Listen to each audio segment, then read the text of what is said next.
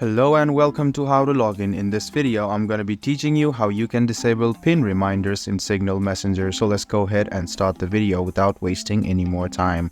Open the Signal app on your phone. Then click on the your profile on the top left-hand corner of your screen and tap on Account. Then you can see the pin reminder option. So you will be asked less frequently over time, so you will not be sent any pin reminders if you disable it. What you need to do is write down your PIN and click on Turn Off. And you can now see that the pin reminders has been turned off.